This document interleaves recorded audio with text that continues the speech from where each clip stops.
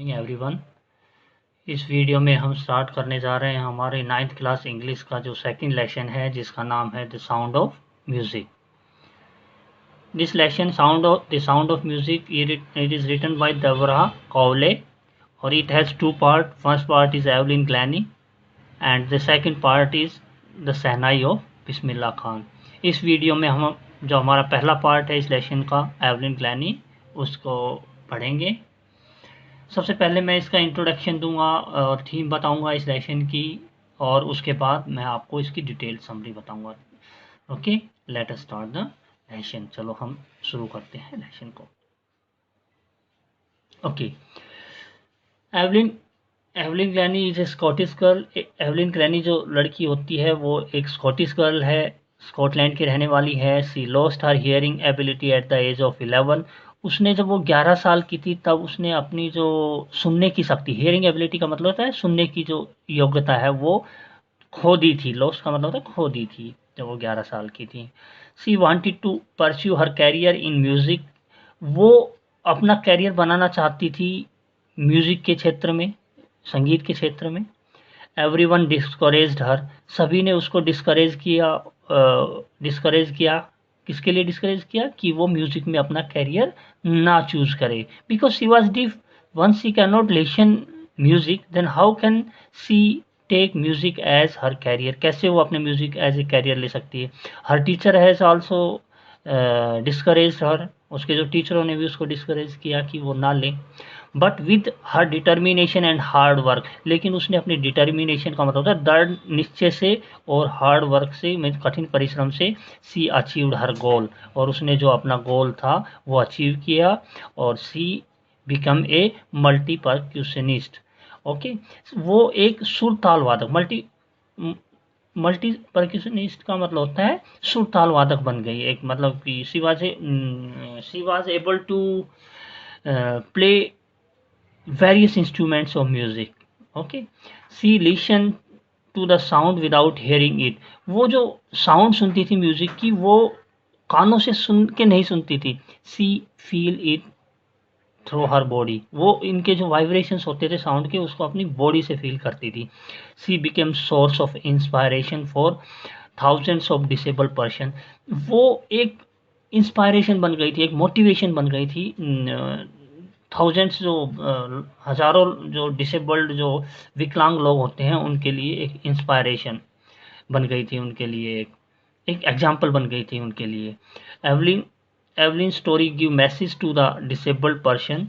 Evelyn की जो story है वो डिसेबल्ड पर्सन है, जो विकलांग लोग हैं, डिसेबल्ड पर्सन है, उनको ये इंस्पायरेशन देती है और ये मैसेज देती है कि that strong determination and hard work lead to achieve the goal और आयम। जो हमारा लाइफ में गोल या आयम है, जो देखो गोल और आयम ऑफ आवर लाइफ, तो हम स्ट्रॉन्ग डिटर्मिनेशन से, दृढ़ निश्चय से और हार्ड वर्क से अचीव का मतलब होता है प्राप्त कर सकते हैं अपना गोल। जीवन का जो गोल है उसको हम प्राप्त कर सकते हैं। It is a motivational story, और जो स्टोरी है एवलिन ग्लैनी की जो स्टोरी है, it is a motivational story. ठीक है, मोटिवेट करती है हमें, उत्साहित करती है किसी चीज़ के लिए। Okay, let us start the summary. Okay, Evelyn Glennie was a Scottish girl. एक स्कॉटिश लड़की थी। She lost her hearing ability completely when she was 11 years old. उसने अपनी जो सुनने की जो क्षमता थी, हियरिंग एबिलिटी और सुनने की जो क्षमता थी, वो कम्प्लीटली मीन्स पूरी तरह से खो दी थी। व्हेन मीन्स जब सी वाज 11 ईयर्स ओल्ड, जब वो 11 साल की थी। Her deafness was first notice when she was 8 years old. उसकी जो बहरापन है, जो वो पहली बार नोटिस हुआ, पहली बार पता चला जब वो 8 साल की थी। एट द एज ऑफ 8 साल की थी, at the age of 8 years, 8 साल की जो उम्र थी, when her name was announce to play on piano. जब उसका नाम अनाउंस हुआ पियानो को चलाने के लिए, पियानो पर म्यूजिक चलाने के लिए, she did not respond to this announcement. और जो ये अनाउंसमेंट हुई थी उसका कोई रिस्पॉन्स नहीं हुआ उस अनाउंसमेंट पे। नॉर्मली क्या होता है कि जब कोई नाम अनाउंस होता है तो उठ के चल देता है अपने टर्न पे, बट सी डिडंट रिस्पॉन्ड, उसने कोई रिस्पॉन्स नहीं दिया उस अनाउंसमेंट का, जो अनाउंसमेंट हुई थी ना कि Evelyn Glennie should come on the piano, but she did not respond, लेकिन उसने कोई रिस्पॉन्स नहीं दिया। हर मदर, जो उसकी माँ थी जिसका नाम था इसाबेल ग्लैनी, जो उसका नाम था Isabel Glennie, came to know that, जब उसको ये पता चला she was having hearing problem, तब उसकी माँ को पता चला कि इसको सुनने की कोई प्रॉब्लम है। Evelyn manage to hide her disability from her friends and teacher. शुरुआत में तो initially she was able to hide, वो योग्य हो गई इस चीज़ को छुपाने के लिए, जो अपनी डिसेबिलिटी थी उसको, डीफनेस जो थी, बहरापन था, उसको छुपाने का अपने फ्रेंड्स और अपने टीचर से शुरू में वो इनको छिपा सकी। लेकिन जो ये छिपा तो सकती थी, but for long time she can not hide it, बहुत लंबे समय के लिए ये सब नहीं कर पाई। Okay,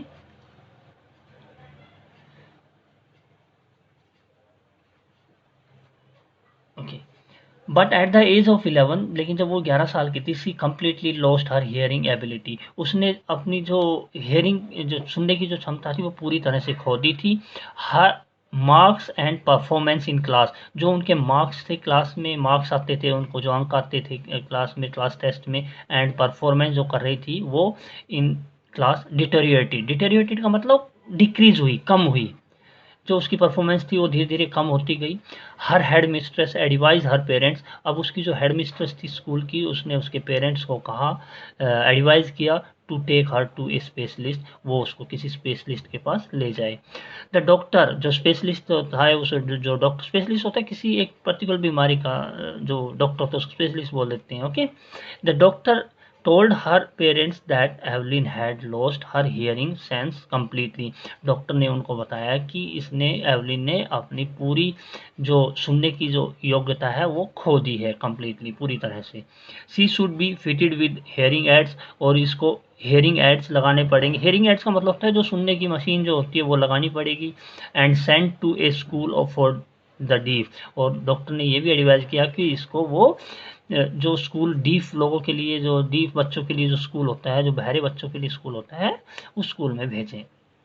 When Evelyn Glennie came to know that she could not hear, जब एवलिन ग्लैनी को ये पता चला कि वो सुन नहीं सकती, and she would be send to a school for deaf children, और उसको ऐसे स्कूल में भेजा जाएगा जो स्कूल बहरों बच्चों के लिए होता है, जो डीफ बच्चों के लिए होता है, हर वर्ड बिकम कलरलेस, उसका जो पूरा संसार था, जो उसके इमेज, जो उसके गोल्स थे, जो उसके एम्स थे, वो सब कलरलेस हो गया। Okay, it has become colourless, it means she became very sad. It means to see, here it means that she became very sad. Okay,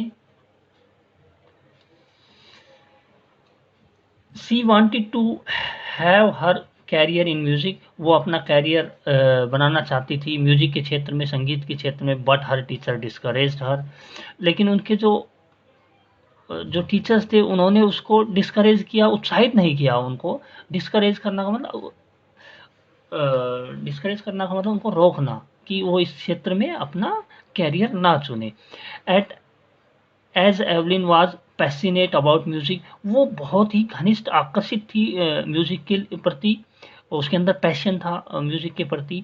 so she was determined to live life like a normal, और वो एक दृढ़ निश्चय किया, सी वो determined थी, determined का मतलब दृढ़ निश्चय थी, to live like normal people, वो नॉर्मल लोगों की तरह जीवन व्यतीत करने का दृढ़ निश्चय किया। And she was determined to follow her interest in music, और उसने ये भी डिटरमाइन किया कि वो अपना जो इंटरेस्ट है म्यूजिक में उसको फॉलो करेगी, या उसको फॉलो करेगी। ओके, रॉन फॉब, ए मास्टर परक्यूशनिस्ट, एक रॉन फॉर्म जो टीचर था म्यूजिक का, जो टीचर था, सुरताल का जो मास्टर था, उसने इसी रिकॉग्नाइज हर पोटेंशियल, पोटेंशियल का मतलब होता है योग्यता, कैपेबिलिटी, योग्यता, and supported her in achieving her goal, उसने इसको सपोर्ट किया, इसको सहायता दी, सपोर्ट करना मतलब सहायता दी, to achieve for her in achieving her goal, उसको जो उनका गोल सेट किया था कि she would take music as career, music को कैरियर बनाएंगी, उसको अचीव करने में रॉन फॉक्स ने उनकी मदद की। He advise her not to listen music through her ears, उसने एवलिन ग्लैनी को ये एडवाइज किया, ये सलाह दी कि वो म्यूजिक को ईयर के थ्रू ना सुने, but try to sense and feel it by other part of her body. उसने कहा कि वो इसको सेंस करे या फील करे, अपने अदर बॉडी पार्ट से म्यूजिक को फील करे, ना कि कानों से सुने। She felt by the vibration of higher drums from the waist. अब उसने क्या किया कि जो हायर ड्रम के जो वाइब्रेशंस होते थे या नोट्स होते थे उनको फील किया, जो उसका जो वेस्ट कमर का जो पार्ट था उसके ऊपर वाले हिस्से से, and lower drum from the waist down. और जो जो लोअर ड्रम के जो बीट्स थे, जो आवाज़ थी, वो इन्होंने फील की from the body of our from her body below the waist. Waist के नीचे, जो कमर के नीचे की जो बॉडी, उससे फील किया इसने उनके वाइब्रेशंस को। She was able to feel the vibration in every part of her. Soon, जल्दी ही, शी वॉज एबल, वो योग्य हो गई, क्या, वाइब्रेशन को फील करने की योग्य हो गई, इन every part of her body, her part में वो फील करती थी वाइब्रेशंस को, लाइक जैसे स्किन्स में, हर चीक बोन में, एंड हेयर्स में, अपने बालों में भी वो म्यूजिक को फील करती थी। Okay, while playing on xylophone, वो जाइलोफोन पे जब प्ले करती थी या म्यूजिक बजाती थी, सी कुड सेंस या सी कुड फील, वो फील करती थी music through her finger tips, जो उसके फिंगर के जो टिप्स होते थे ना, उंगलियों के जो तार पे लगे थ्रेड होती थी जाइलोफोन की, उससे फील करती थी वो साउंड्स के वाइब्रेशंस।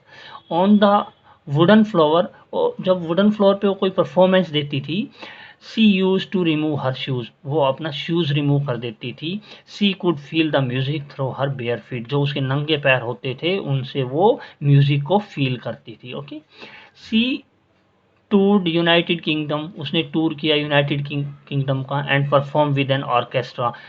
ऑर्केस्ट्रा होता है ग्रुप ऑफ म्यूजिशियंस, उनके साथ इन्होंने परफॉर्मेंस दी, एक ग्रुप के साथ परफॉर्मेंस दी। उसने विजिट किया यूनाइटेड किंगडम को, मीन्स ब्रिटेन, लंदन वगैरह घूमी वो।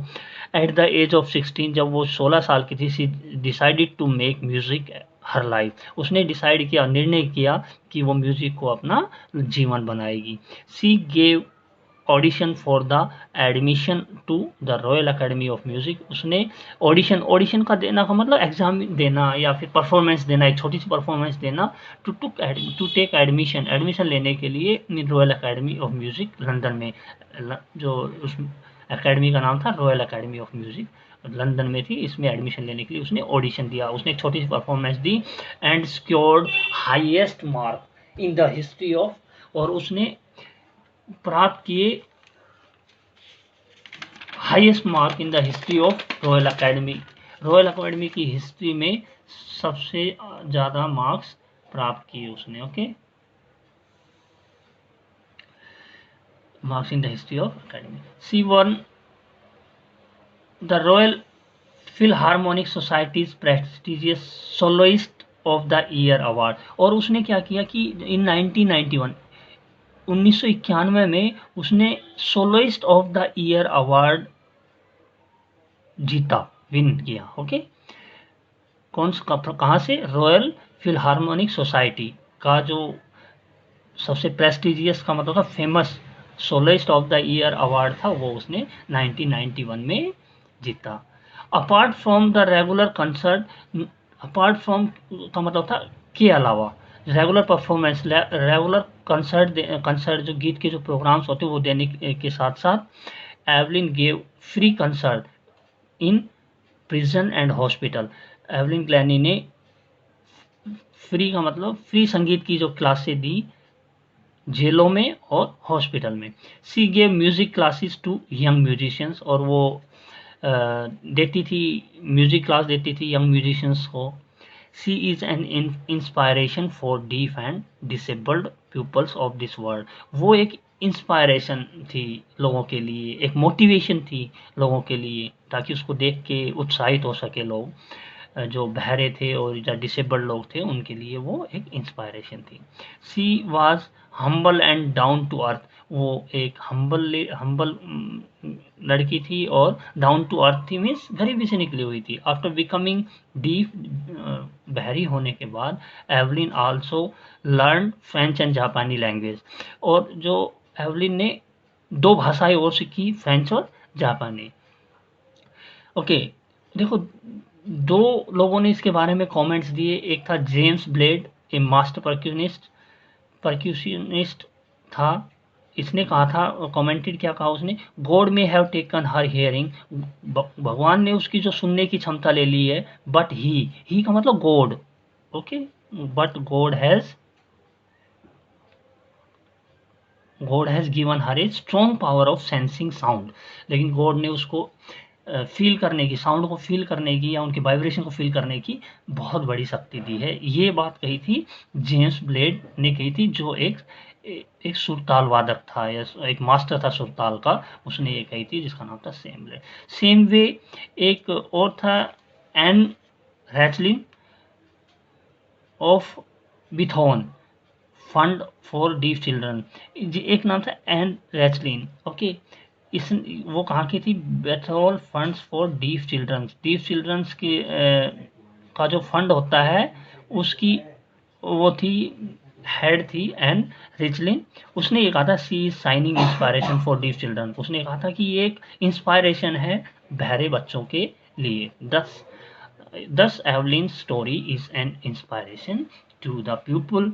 ये एक इंस्पायरेशन थी, ये स्टोरी एक इंस्पायरेशन थी किन लोगों के लिए, वो आर फिजिकली डिसेबल्ड, जो लोग विकलांग है फिजिकली, जिसको कोई डिसेबिलिटी है, अयोग्यता है उसमें, उनके लिए। इट गिव्स दैम मोटिवेशन, ये उनको मोटिवेट करती है, उत्साहित करती है, that if Evelyn can achieve her dream. जब ये उत्साहित करती है कि यदि एवलिन अपना ड्रीम अचीव कर सकती है, अपना जो सपना है वो साकार कर सकती है, they can also achieve their goal, okay. वो भी अपना देयर वो भी अपना जो गोल है, जो एम है, जो उद्देश्य है जीवन का, उसको प्राप्त कर सकते हैं। This was the story of this lesson. I hope you have understood it and you will be able to answer the question asked from this lesson. Thank you.